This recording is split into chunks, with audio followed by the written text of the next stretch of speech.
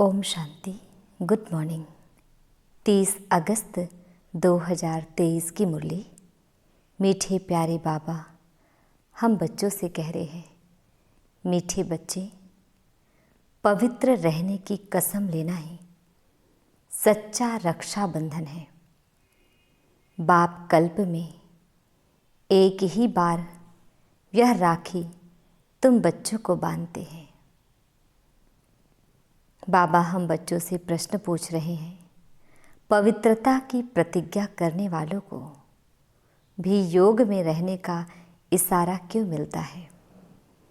पवित्रता की प्रतिज्ञा करने वालों को भी योग में रहने का इशारा क्यों मिलता है? उत्तर है, क्योंकि योग की शक्ति से ही वायुमंडल को शांत बना सकते हो। सारी दुनिया को शांति का वर्षा देने का उपाय ही योग है। तुम बाप को याद करते हो विश्व में शांति फैलाने के लिए। जितना बाप को याद करेंगे उतना माया का असर नहीं होगा। बाप का यही फरमान है, बच्चे अशरीरी भव। गीत है, भैया मेरे राखी के बंधन को निभाना। ओम शांति। बेहद के बाप का बच्चों प्रति फरमान है कि अशरीरी होकर रहो, अर्थात अपने को आत्मा निश्चय कर इन कर्मेंद्रियों से अपने को अलग समझो। यह शरीर डिपेंड करता ही है आत्मा के ऊपर। आत्मा अलग हो जाती है तो शरीर कोई काम की चीज नहीं रहता, जिसको फिर जलाया जाता है। जब आत्मा निकल जाती है तो जैसे मुर्दा किचड़ा हो जाता। किचड़ा होता है तो कहते हैं कि इस किचड़े को जला दो। आत्मा बिगर यह शरीर काम का नहीं है। तो अहम आत्मा इमॉर्टल है। यह शरीर जो पार्ट बजाने लिए मिलता है, यह विनाशी है। आत्मा निकल जाती है तो यह शरीर कोई काम का नहीं रहता, बदबू हो जाती है। शरीर के बिगर आत्मा साइलेंस रहती है। बाप समझाते हैं, तुम्हारी आत्मा का स्वधर्म है साइलेंस। तुम जानते हो हम आत्मा वास्तव में परम धाम की रहने वाली है। परम पिता परमात्मा भी वहाँ रहते हैं। जब कोई दुख होता है तो बाप को याद करते हैं, मुझे इस दुख से छुड़ाओ। आत्मा ही सुख दुख में आती है। बहुत सन्यासी आदि हैं जो कहते हैं आत्मा निर्लेप है, परंतु नहीं।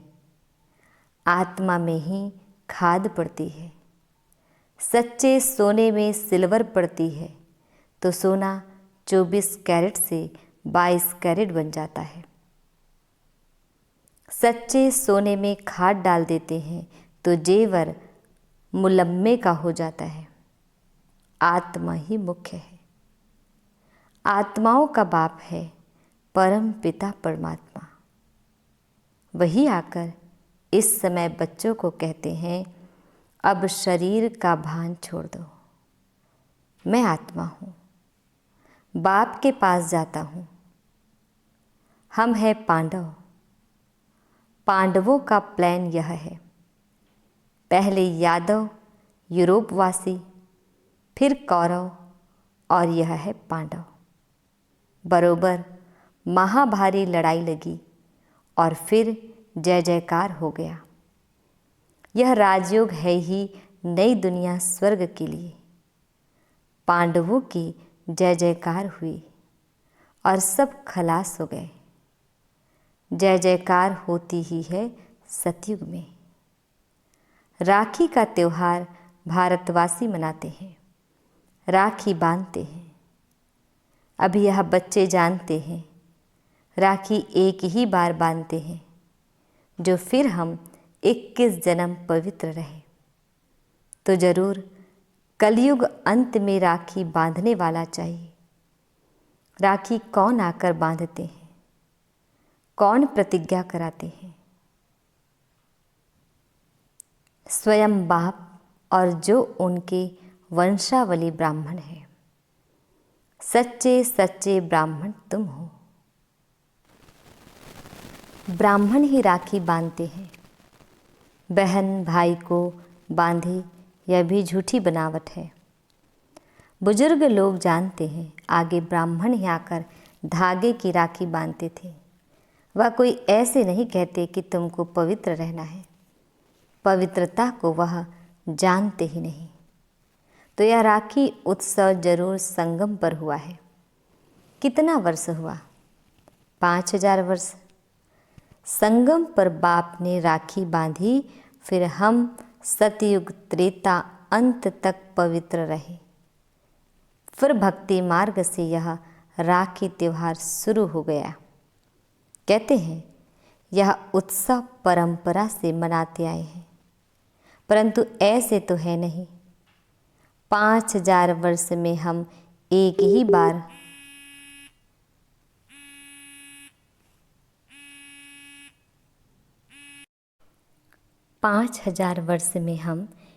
ही बार राखी बांधते हैं।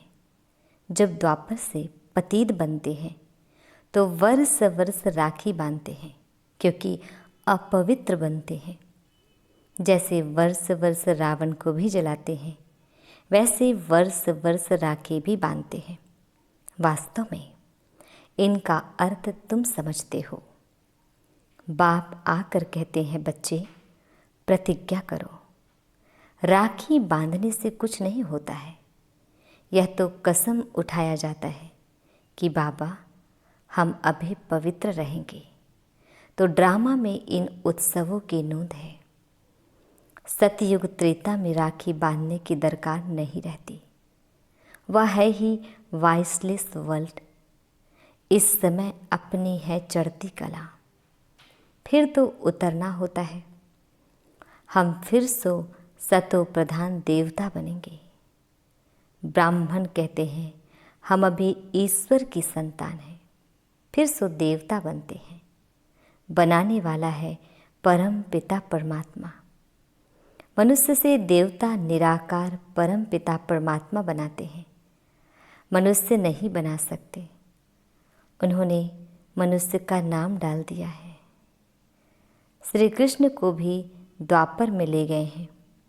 तुम पतित से पावन कलयुग अंत में बनते हो, फिर सतयुग आना है। अगर द्वापर में आए तो फिर कलयुग का नाम गुम हो जाना चाहिए। यह रॉन्ग बात है।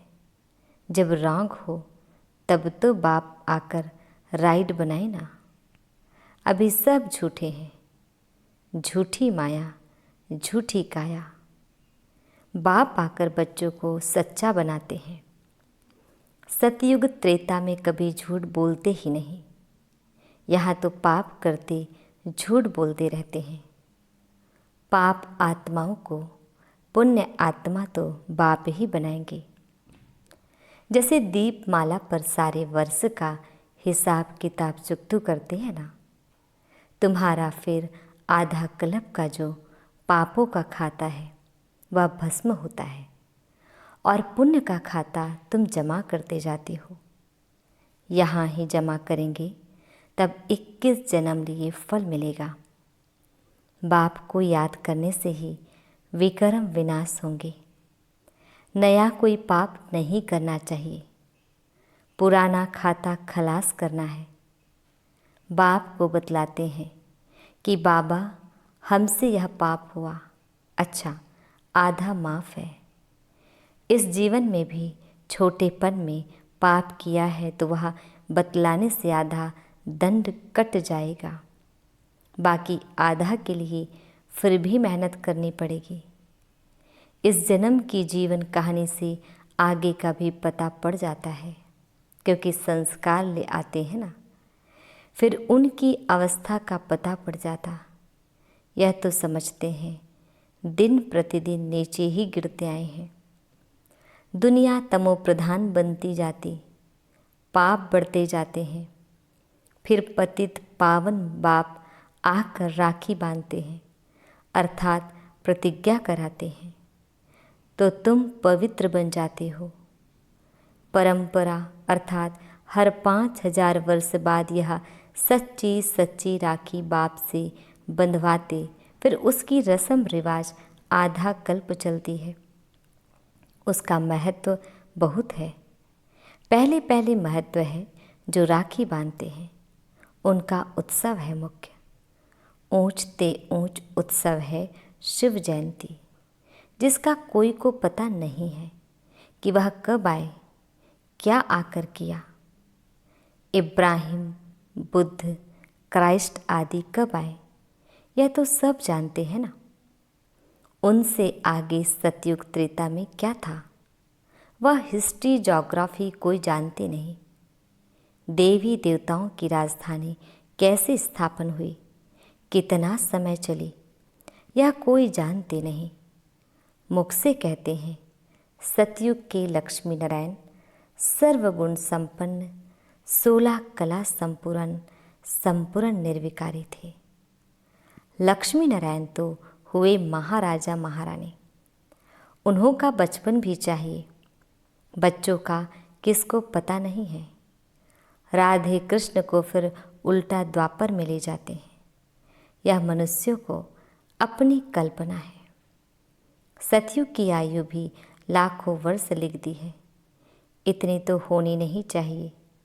खुद भी कहते हैं 3000 वर्ष बिफोर क्राइस्ट बरोबर देवी देवताओं का राज्य था, तो फिर सतयुग को इतने वर्ष क्यों देते हैं? सहज बात है ना। परंतु माया पत्थर बुद्धि बना देती है, जो बिल्कुल ही भूल जाते हैं कि हम देवी देवता थे। नंबर 1 ही जब नारायण बनता तो उनको यह ज्ञान नहीं होता। ज्ञान प्रायः लोप हो जाता है। बाप कहते हैं अभी तुमको ज्ञान देता हूँ, मनुष्य से देवता बनाने का। देवता बन गए फिर क्या सिखलाएंगे, दरकार ही नहीं। तो राखी का उत्सव भी तुम जानते हो। यह सब उत्सव वर्ष वर्ष होते हैं। कुंभ का मेला, सागर नदी का मेला भी बड़ा भारी लगता है।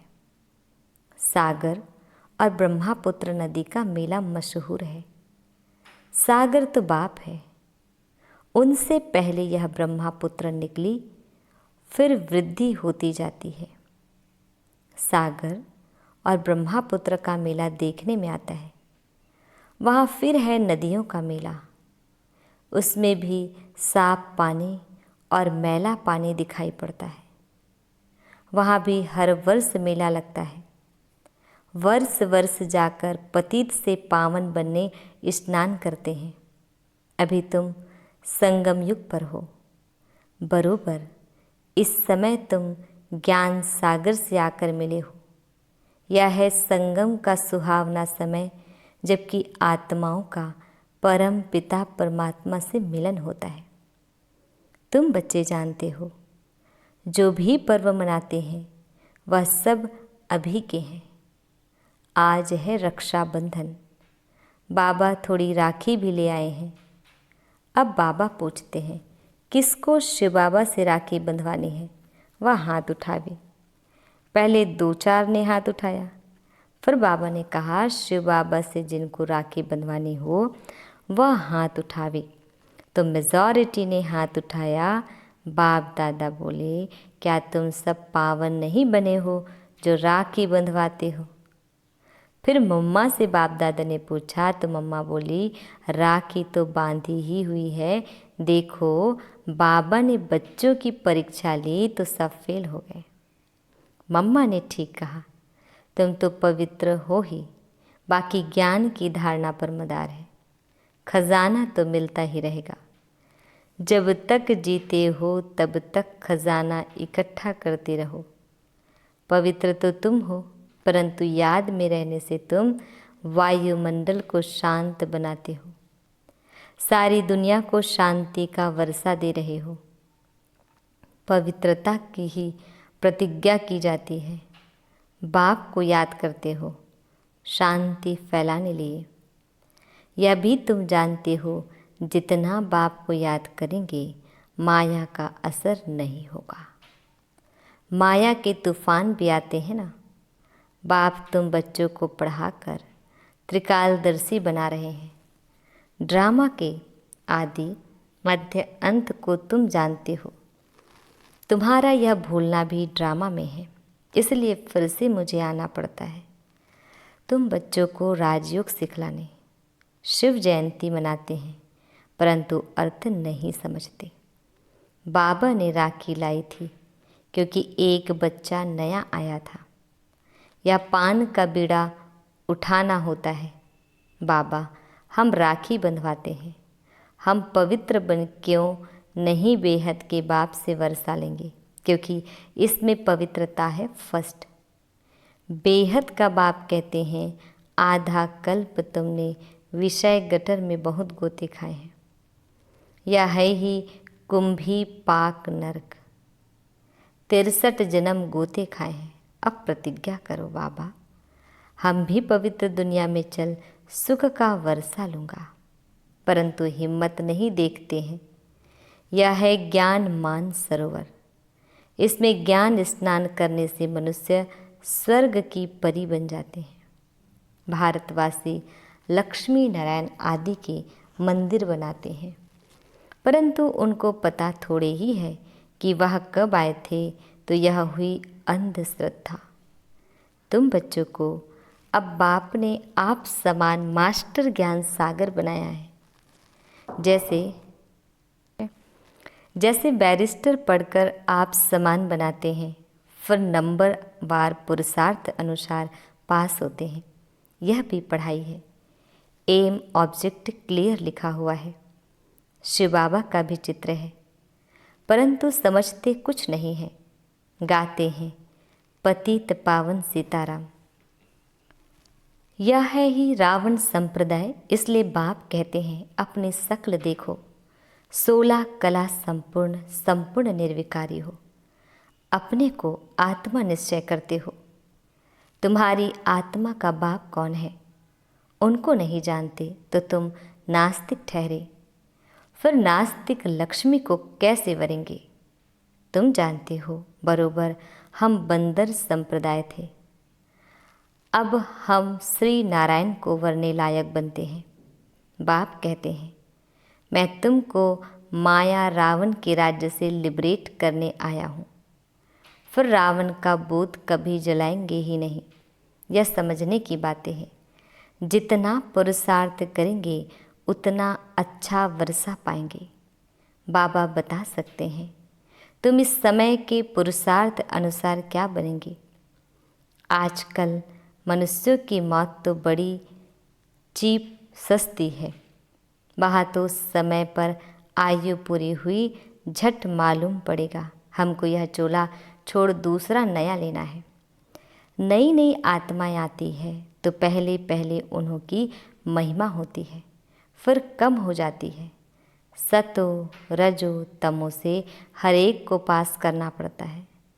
बाबा आकर सतो प्रधान बनाते हैं।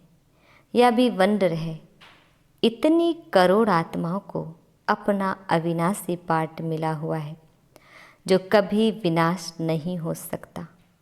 आत्मा इतनी छोटी सी बिंदी है, उनमें सारा अविनाशी पार्ट भरा हुआ है। इसको कुदरत कहा जाता है। नया कोई इन बातों को समझ न सके। बड़ी गुह्य बातें हैं। शिव का रूप तो यही दिखाते हैं ना। अगर हम इनका रूप बदला दे तो कहे इनकी तो दुनिया से न्यारी बातें हैं। नई दुनिया के लिए नई बातें अभी तुम सुनते हो, फिर कल्प बाद भी तुम ही आकर सुनेंगे। तो पतित पावन बाप ने प्रतिज्ञा कराई थी, जिन्होंने यह प्रतिज्ञा की वही स्वर्ग के मालिक बने। इसलिए यह त्यौहार मनाया जाता है। सच्चे सच्चे ब्राह्मण तुम हो। सरस्वती ब्राह्मणी ऊंची गाई जाती है। अच्छा मीठे प्यारे बाबा हम बच्चों को विश कर रहे हैं मीठे मीठे सिकिल दे बच्चों प्रति माता पिता बाप दादा का याद प्यार और गुड मॉर्निंग। रूहानी बाप की रूहानी बच्चों को नमस्ते। हम रूहानी बच्चों की रूहानी बाप दादाजी को याद प्यार गुड मॉर्निंग और नमस्ते नमस्ते नमस्ते। शुक्रिया बाबा शुक्रिया। धारणा के लिए मुख्य सार है। फर्स्ट पॉइंट है पुराने विकर्मों का खाता खलास कर पुण्य का खाता जमा करना है। याद में रह शांति का वायुमंडल बनाना है। सेकंड पॉइंट पवित्रता की प्रतिज्ञा कर पवित्र रहने की सच्ची राखी हरेक को बांधनी है। वरदान है सदा दिल खुश मिठाई खाने और खिलाने वाले सच्चे सेवाधारी खुश मिजाज भव। डिटेल है जो रोज़ अमृत वेले दिल खुश मिठाई खाते हैं वे स्वयं भी सारा दिन खुश रहते हैं और दूसरे भी उनको देख खुश होते हैं। यह दिल खुश की खुराक कैसी भी परिस्थिति को छोटा बना देती है, पहाड़ को रुई बना देती है। तो सदा यही स्मृति रखो कि हम दिल खुश मिठाई खाने और दूसरों को खिलाने वाले हैं। रोने की परिस्थिति में भी मन सदा खुश रहे तब कहेंगे खुश मिजाज। उनके चेहरे से भी सेवा होती है। उनकी सूरत ज्ञान की सीरत को प्रत्यक्ष करती है।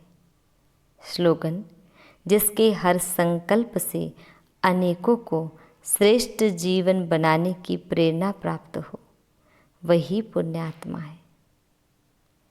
ओम शांति।